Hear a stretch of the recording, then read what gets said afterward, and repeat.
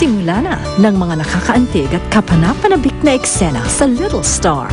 Hatid sa inyo ng Nescafe Classic, Coffee Mate, Milo, at Ariel Antibac with Power of Safeguard.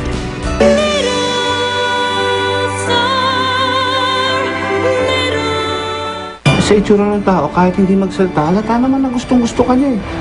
Hindi lang ako handa sa mga ganyang bagay. Kapag nag-boyfriend yan, mabubuntis lang yan. Hinaheton tayo lahat. Uy, energy! Energy!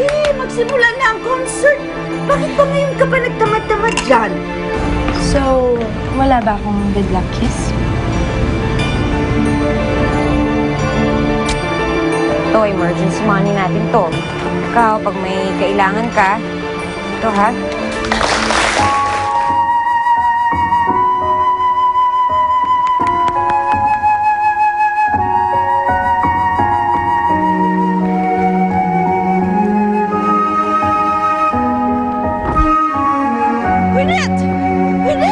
Tawagin mo si Helen! Tawagin niyo si Helen! Congratulations po, Mrs. Magkakaapo na kayo.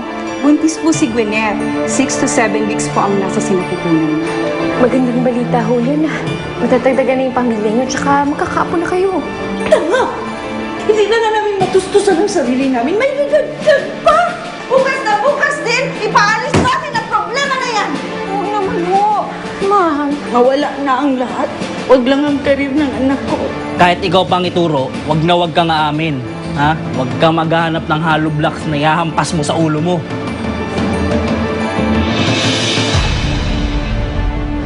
Mami!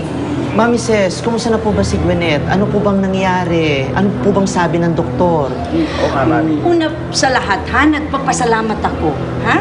Lalo na dun sa mga nagpadala ng fruits, ng mga flowers. Boy, feel na feel talaga namin ang concern nyo. Maraming salamat talaga. Eh, Mami, ano po ba talagang nangyari? Anemic talaga si Gwyneth. Sobrang pagod. Oo. Alam nyo naman, sobrang magtrabaho ang batang yun eh. Pinaghandaan niya talaga yung concert niya. Kaya nga, ang lungkot-lungkot niya na na-disappoint ang mga fans niya, ha? Ha? Pagpasensyahan nyo na lang. Pero promise talaga, babawi siya sa inyong lahat. Ha? Mami, pasensya na, kinakailangan po namin kasi itanong sa inyo ito. Kasi po, meron po kumakalat na... Ay, oo, narinig na namin yun. Okay. Ang totoo niya, ang sakit. Ang sakit-sakit! Para sa isang ina na marinig ang ganyang malisyosong balita tungkol sa kanyang anak. Hindi niyo kilala ang anak ko. Hindi niyo alam kung gaano siya katino.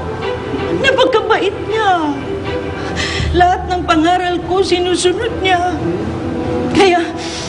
Kaya doon sa nagkakalat ng chismis na buntis si Gwyneth, nakikiusap ako. Please, tigilan niyo na. Hindi po yun totoo. Huwag niyo pong sirain ang magandang image ng anak ko. Huwag niyo pong sobrang i-down si Gwyneth. Wala naman siyang ibang ginagawa kundi magbigay ng magagandang shows, ng magagandang kanta. Kung gusto niyo pong tirahin siya, ako na lang. Huwag na lang siya. Maawa naman kayo. Mami, kalmado. Chismis lang po yun, Mami. Excuse me. Alam mo, excuse me. Ma'am! Eh, yun naman talagang chismis. Hindi ba tinatanong naman natin?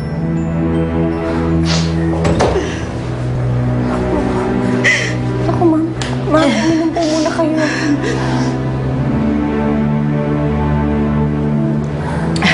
Okay ba? Kaya mo yun? Di hamak na mas magaling akong umarte kaysa mga ibang artista dyan, ano? Kaya, mak. Ano? Ay, wala po. Ang sabi ko, si Gwyneth po nagbibihis na.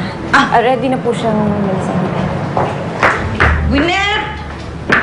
Maghanda ka na dyan, ha? Pag umalis na mga umaaligid na mga reporters, alis na din tayo, ha? Maghanda ka! Tuloy ka agad tayo sa klinik ni Doktora. O ikaw din, maghanda-handa ka na.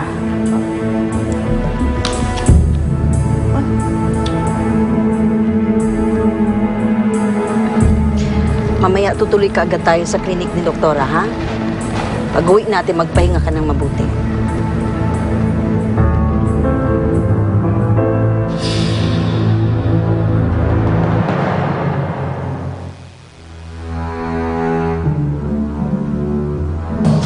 Si Mr. Dave po, Dave De Leon. Yes, Helen? May kailangan ka kay Sir Dave mo? Gusto ko lang mo siya sanang makausap. Nandyan mo ba siya? Ina-expect ka ba niya ngayon? May usapan ba kayo? Pinapunta ka ba dito ng amo mo? Hindi ho. Kasi meron akong nahiram sa kanya na halaga noon. Kaya ako nagpunta dito. Gusto ko sana siyang makausap dahil sasabihin ko sana sa kanya na hindi pa ako makakabayad ngayon. I'm sure that can wait. Hindi naman ka po si Dave para kailanganin niya ang bayad mo ngayon. Anyway, wala siya ngayon. Out of town. At alam mo, sa susunod, huwag kang basta pupunta dito, ha? Masyado kang feeling close. Sige na, umalis ka na. Sige.